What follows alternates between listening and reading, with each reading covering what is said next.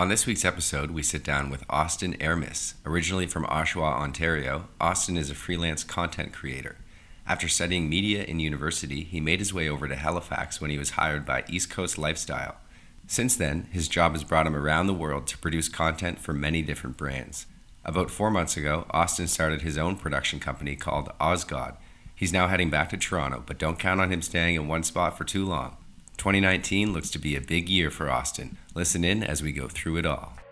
I was the same old me with the same old blues. I was the same old me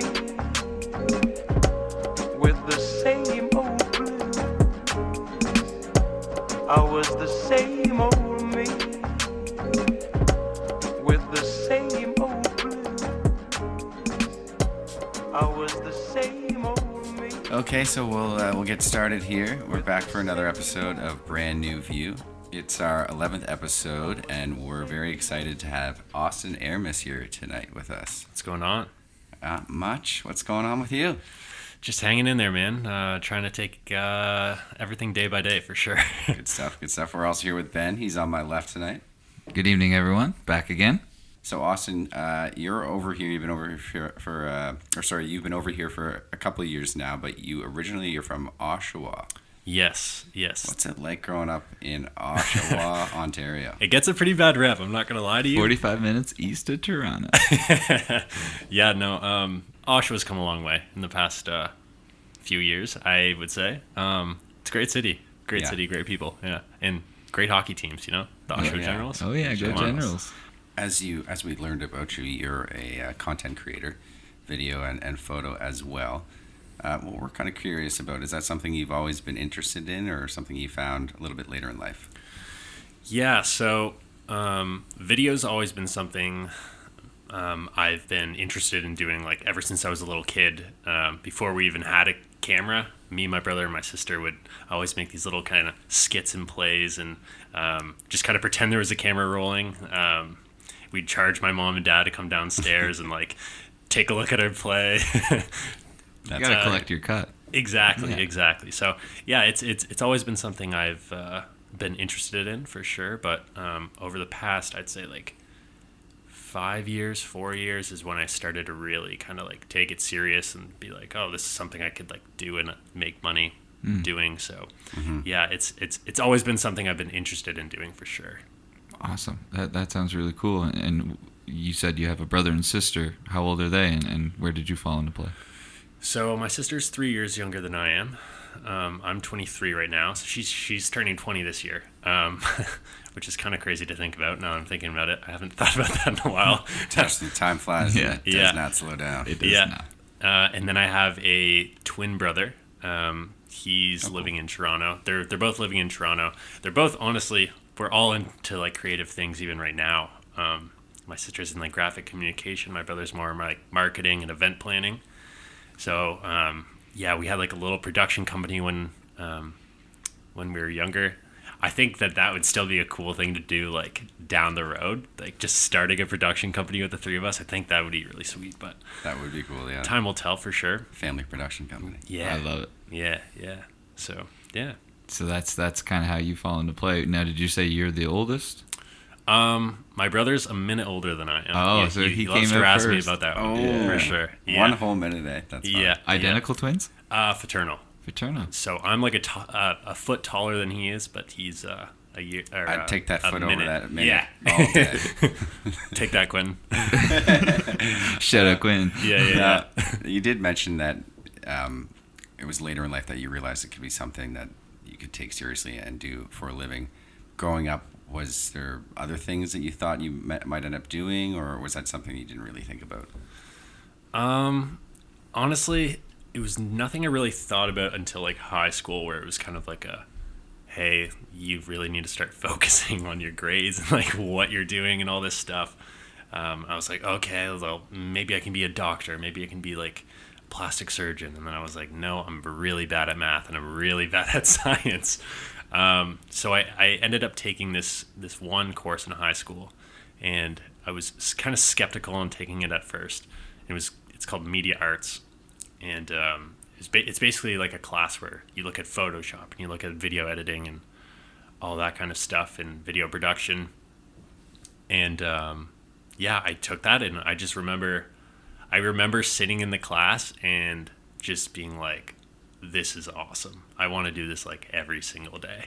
And that's kind of when I was like, whoa, like I feel like in this industry, it's a lot about the passion, and like you can have, you know, everything kind of coming to you in terms of like your opportunities, stuff like that. Like, yeah, things do come, but you really need to have the drive to want to do it, and the drive to want to kind of be better and make things.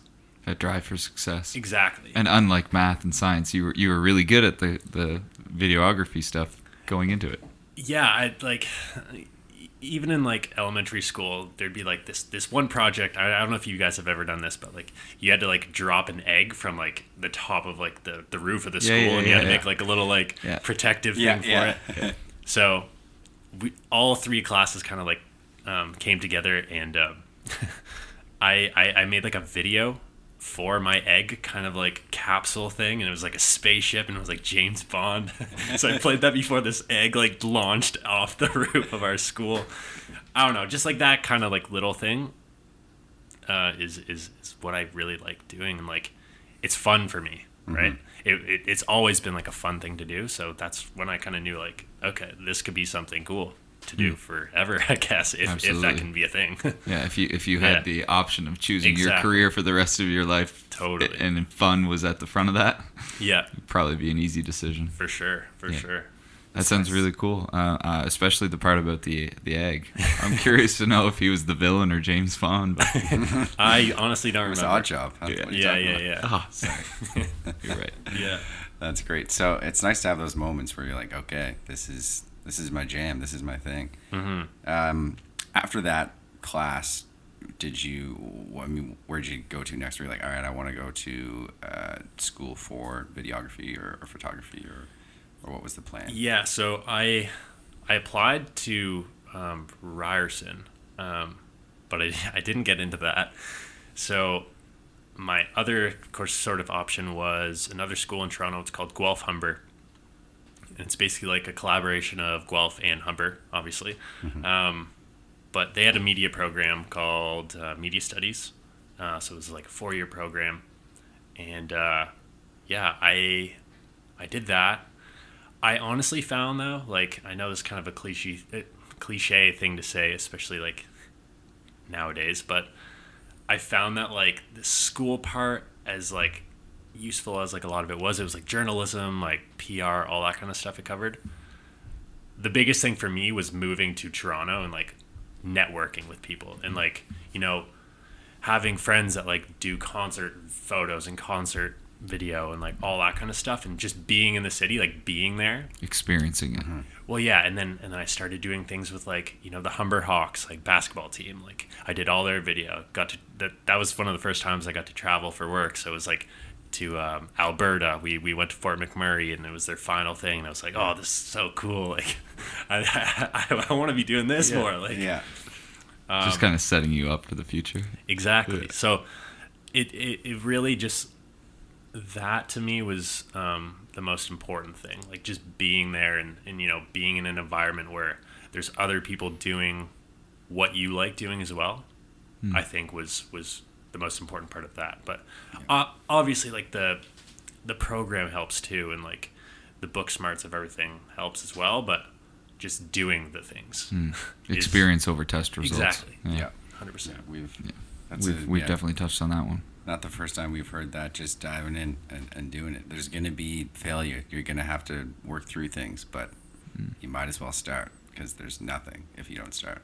100%. And if you notice, I mean, Austin didn't get in the first time around. That didn't necessarily deter him, and look where he ended up. So There you go. it's always, well, it is good to kind of persevere, especially if you're wanting to pursue something. Right. Ultimately, that is going to be your end game. So For sure. keep barreling on, is what I'm saying. Hell yeah. That's Yeah. awesome. So, Okay, so that was, go for sorry. it. That was 4 years at Guelph Humber. Yep. Were there any struggles associated with that along the way, or did you always want to continue pursuing it? I'm not a great writer by any means, and that was kind of like a big thing for me, like the essays you had to write and all that kind of stuff, I guess. But yeah, I really liked more of like the design classes and like the hands-on kind of part of it. So that's what I liked about school there. There was never a time where I was like, oh, I think I might drop out. Like I always did like well in classes. Like I passed every class. Like never failed one, which was cool. For sure. You got us beat. Yeah, I can't say that. Yeah, so like I've always tried like decently hard at school, but yeah, I just really enjoyed like all the hands-on kind of things that I had to offer. For sure. Would you say that you're a hands-on learner? Yeah, I'd say so. Yeah. I've always been kind of like visual, and like if somebody's gonna explain something to me, like I need to see it on paper. Like I can't just like do it in my head. Yeah. But yeah, so I'd say I'm definitely a hands-on learner for sure. Okay. Right on. That's cool. We haven't had too many folks like yourself where they've kind of known their path early and were able to pursue it without many speed bumps along the way. That's encouraging to hear that you kind of kept barreling forward. Mm-hmm. Yeah, I mean, like there's definitely speed bumps, but you just got to kind of like look past those. If it's something you really want, then I think it's worth it. Mm-hmm. As much as you might not see it at first glance, it's definitely worth it for sure. Right. It might not be as cozy and it can be a struggle, but in the end, it's something close to your heart, so it's worth it. Exactly. Right. So sentimental. I love it. That was really nice, Mark. Thank you for My that. mom. So you finished your 4 years at Guelph Humber, and you're free to do whatever you want in the big city. What kind of came next for you? Did you have a plan coming out of there? Yeah, so it actually happened in like the last semester of school. I had a school assignment where I had to interview a CEO of a company. And I'd always kind of like looked into East Coast lifestyle, like being like a great vibed company, like really good, like social, and really just like the idea of the brand was just like really cool to me. The fact that it was like started by a student in a school kind of setting was really cool. So I really liked that, like the entrepreneur side of everything. So I figured I would just send a direct message on Instagram to Alex McLean, the CEO of the company. Shout out East Coast Lifestyle. Yeah. And Alex McLean. Shout out Alex McLean.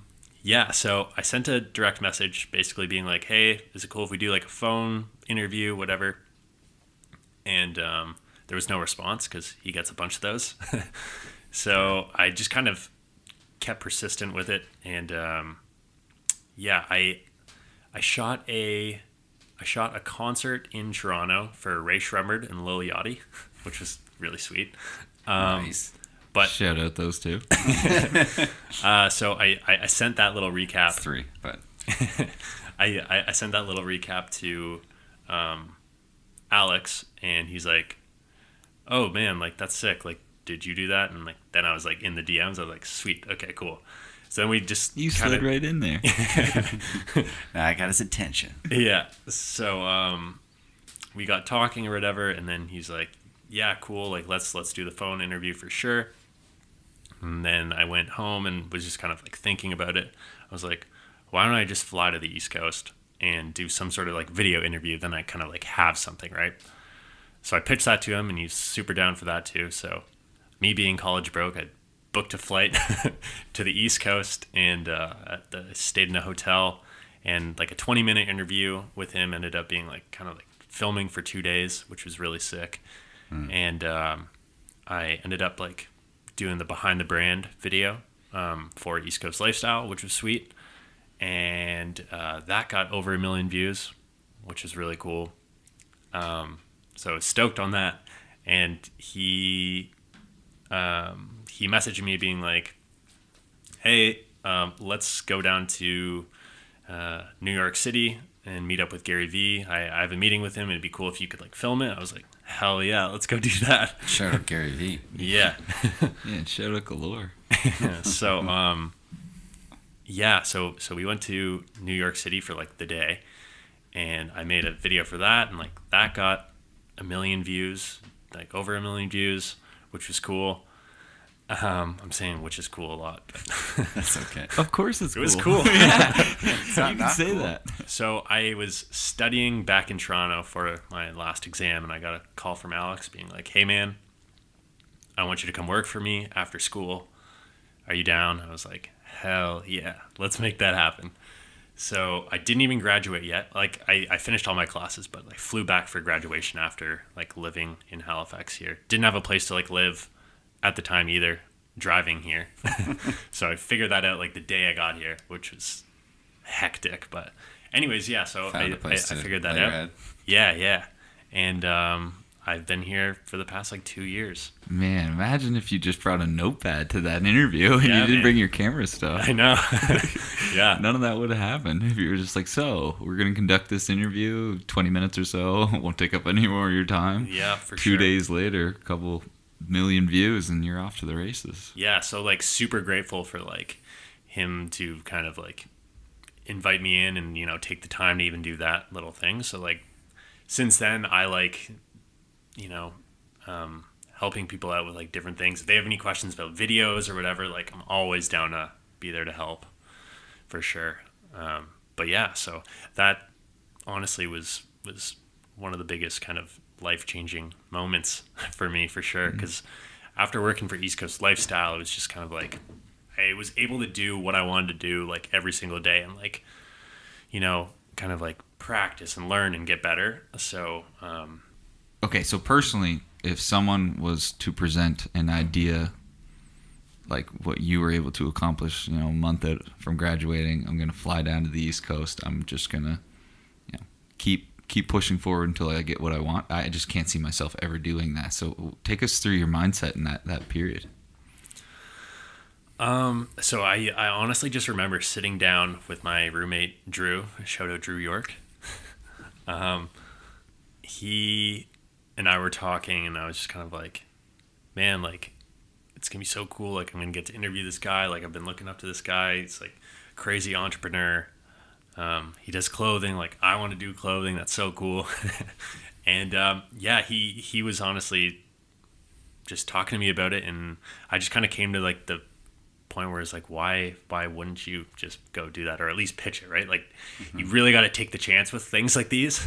Yeah. And I'm very happy I did, and I don't know where I'd be right now if I, you know, didn't do that. It So pays off, folks. Take that risk. totally Yeah. for sure. So yeah, super grateful for that late night convo I had with my roommate, and yeah. You understood the risks, but of course you weighed them objectively and were able to make the For right sure. decision for you. But it's not like you ignored the risks. You knew there was some risk involved. Yeah, I mean, like the risk wasn't like huge, I don't think, but it was really just like taking the chance on, yeah, just doing something different, I guess, and Taking a chance on you. yeah, exactly. And I think that obviously every industry, it's important to be persistent and putting yourself out there, but especially when you're following your passion or you're working for yourself, you've got it. It's like, I mean, Ben and I, we've both worked in sales settings where you can compare to trying to get a hold of someone.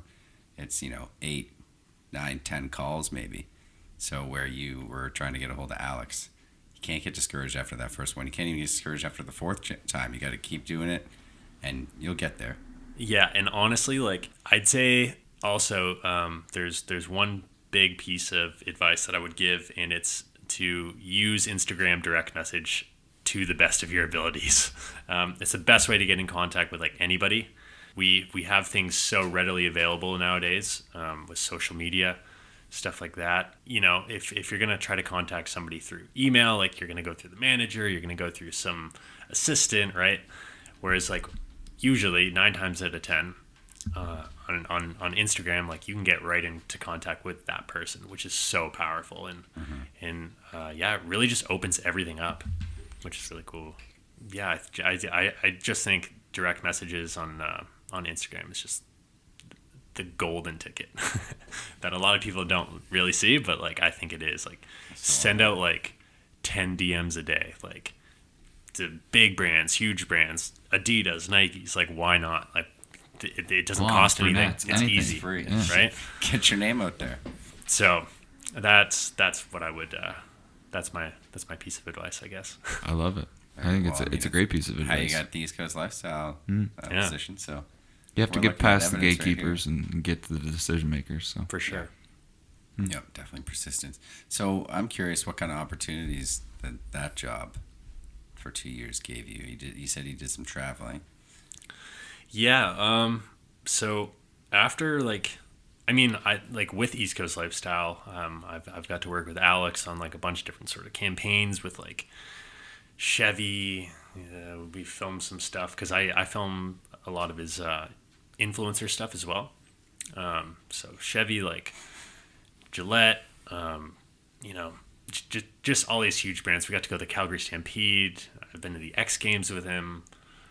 Like, it's just been nuts. We've been to Vegas. We've been to California. We've been like all over, and it's just like it's like a dream come true to like a content creator that's like trying to start out. Because like half the battle of being a content creator is like needing the content to be that, right? Like, Yeah. I don't know. I think it's a lot easier when you're standing in the Grand Canyon beside a helicopter. Like, it's like, what? So it's Content creates itself. yeah, I mean, like, it's like the opportunity with that. Like, I will forever feel so lucky for that. And I know not a lot of people like get that opportunity ever. But it's just like, if you get any shred of that kind of opportunity, like, you just got to jump on it and just ride that wave. You're For a humble. sure. You're a humble guy. That's well, obviously you're super talented. So I mean, you definitely deserve to be there. It seems as though Alex kind of took you under his wing with that aspect, though. Like, For sure. taking you all over and making sure that you were part of the team. Yeah. So what would a day to day look like?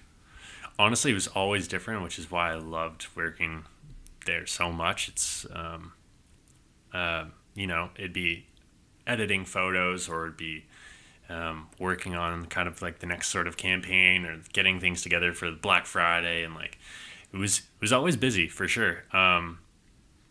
And just really kind of capturing the East Coast, I think, is another thing we really wanted to do. So we had our like summer recap, and then when we'd go to Aspen, we'd make like kind of like a recap video of that, and we'd post that to like YouTube as well. So really just like harnessing like the lifestyle-esque of this brand, I think, was really important for everything. Yeah. So being like a lifestyle, quote unquote, content creator, like, I feel like it was like a perfect fitting for that. Definitely Well matched said. your attitude. During the time you were working at East Coast Lifestyle, you mentioned you do some freelance stuff. Were you working on with other content creators or any other businesses during that time? Yeah. So that whole freelance sort of thing started probably like halfway into me working there.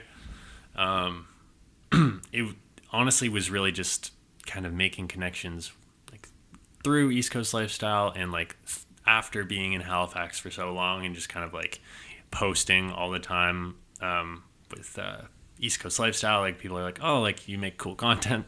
Do you want to make content for me? And then that's kind of how it branches out, right? So I was super grateful to kind of have that platform too.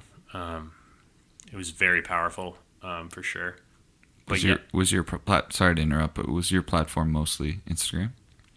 yeah, that's my main platform. That's like where I make like most of my content for. It's Right, like 95% for Right. Instagram for freelance. So DMs and use Instagram Yeah, in case for sure. anyone's listening. But yeah, so I started doing freelance like halfway through my time working at East Coast, and yeah, it was great. I got to fly back and forth from Toronto a couple of times. Like, I got to do I've recently done some stuff like Aston Martin was cool in California for Car Week. Did some stuff like at like a Lakers game, which was cool. Like, just like stuff all over. Just got back from Dubai, which is crazy. Wait, actually, I want to hear about the Lakers. Do you mind telling us a little bit about that project and some of Dubai? Yeah, so the Laker thing was really cool. I got to like walk on the court and like stuff like that, which is definitely That's a bucket list. highlight, yeah. For sure. Shooting But, threes. Yeah, did you launch a 3? No. Didn't launch any threes. But Too busy two-hand cramming. so it was really just kind of like to harness the whole LA lifestyle through this agency that I work for also called Viral Nation.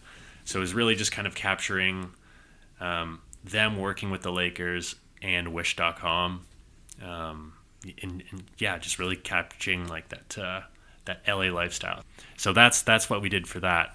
So that was really like entertainment based, which was cool. Then we went to Dubai not too long ago, which was really sweet. We did a thing with like PUBG Mobile. I don't know if you know that. It's basically like Fortnite. It's the same Okay. sort of vibe, yeah. Yeah. But then more realistic. Anyways, it's like a mobile gaming tournament. It's like the first one in the world, which was crazy to be a part of. So I did kind of like a recap for the entire event. So they had influencers coming in from like all around the world, which is cool to meet up with them. And yeah, so this video game tournament was basically a bunch of like 14-year-olds that just play this game really, really well from around the world. And like I think the first place prize was like $200,000 American. Wow. Yeah, it was crazy. Second place For was like a phone game. for a phone game. Yeah, man. Kids, That's money well spent. Kids get into media. It's a great field to get into. Yeah. Damn. It really is. 10 years behind us, like the next millennials coming through, they're so much further along with technology. Oh yeah. It's just Don't know incredible. what life is like without it. But yeah, so and then we got to kind of go around Dubai a bit, which was cool. But didn't get to go around too much because we were working. So there's that too. That's always the other thing where it's like you want to go experience all these different things while you're at these places, but like sometimes you can't because you have to get the shot for the companies that you're shooting for, which is totally fine. But it's kind of like I want to be in the desert for longer. So like Right. we got to ride like camels, which was really cool, and like we got to. Yeah, I think we're gonna use that desert photo. Yeah. Okay, cool. But yeah, so getting to work with like different brands like that on like a freelance basis is like really cool because you can really see how like the higher end kind of brands that have been around forever really operate. It's kind of a nice behind the scenes look. Yeah, for sure. And it's like cool to be a part of, like me kind of starting out and trying to get bigger. It's just like a cool inspiration to be like, wow, like I could like go do that, or I could go do this, or I could be here, I could be there. So getting the opportunity to like travel around the world and kind of see different things is like really, really cool. Absolutely. Absolutely. Now, with content creation, you're always trying to innovate and capture audiences. I'm just wondering if you have certain strategies on how to go about doing that, or do you work with people, or are there certain content creators you have looked up to in the past for that sort of inspiration? Yeah. In terms of like strategy, I think strategy would just kind of be being consistent, and like I'm like guilty of not being consistent either. But if you look at like these huge growing pages and huge growing like content creators, like they're posting every single day. So I try to post like all the time to my story, like quality content to my story. I edit all of my stories just like from scratch. Yeah. Yeah, but it's something I like doing too. So I think that's important too. If you really want to grow on the platform, you need to love doing it, or it's just going to be like it's not even going to work. Like Because it's a lot of time. Yeah, and effort, exactly. more than a normal job would take. totally. You can definitely speak to that after working on the I don't pod. sleep anymore. Have you ever felt forced to do any of that work? Sometimes you wake up and you're like, like I need to post it. I need to do this, but it's almost like a driving force. It's something that Not helps you. necessarily a negative force. Yeah, exactly. So like if you look at like daily vloggers, it's their job to like have to go do something fun that day. They're not going to sit home and watch Netflix.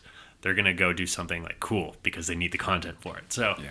there's positive and negatives to all that kind of stuff. But yeah, I'd say some people I've like looked up to.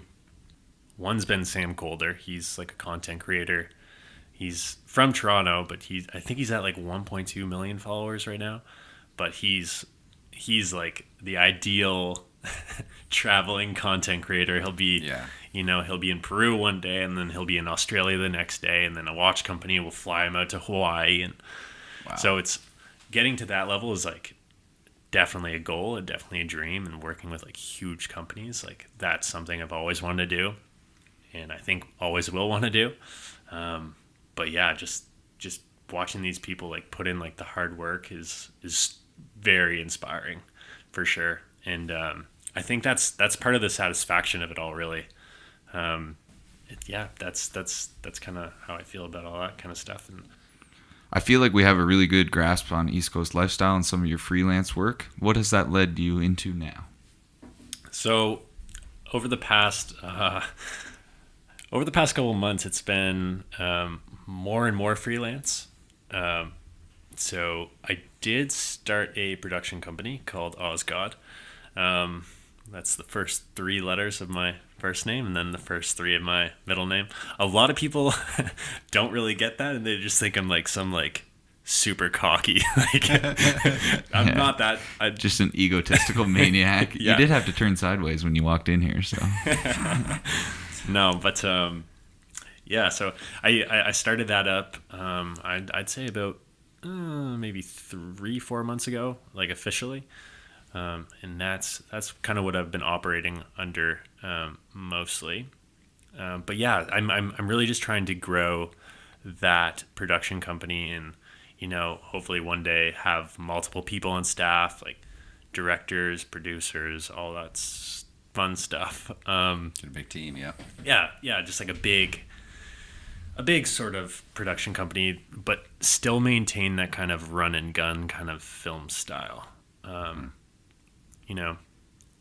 I've been on a lot of film sets for different commercials, and there's like 100 people on set, and everybody has one job, and like that's cool, but you kind of like lose the creative aspect, I find. Like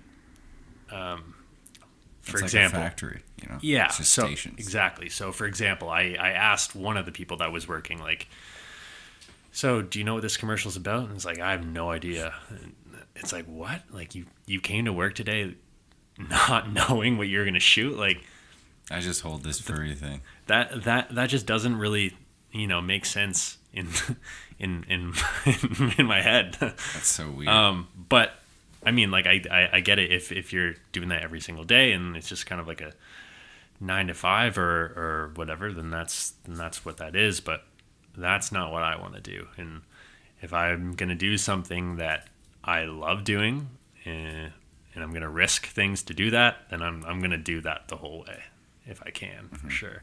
So you've overcome that hurdle once before, tackling the risk aspect of things, but obviously surviving to tell the tale. Were you able to apply those same tricks and tips when starting your own company? Yeah, I think it's still honestly like a growing process for sure. Still trying to figure it all out. It just being me as well is obviously a bit more difficult than having like a team of people. But yeah, we're trying to make it work here, and it's going great so far. So excited for this year and what's to come this year for sure. Were you nervous starting that one out?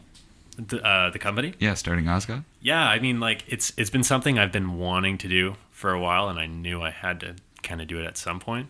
And yeah, so I honestly just, it was one of those, like, you brainstorm different names and you think about how that's going to come to be, and you just kind of make it happen, and you just start rolling with it, really.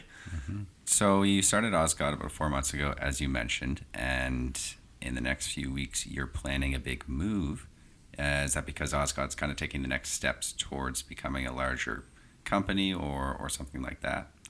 Yeah, so I've noticed in like the past like several months that I've been working more and more freelance, it has been kind of getting bigger and bigger.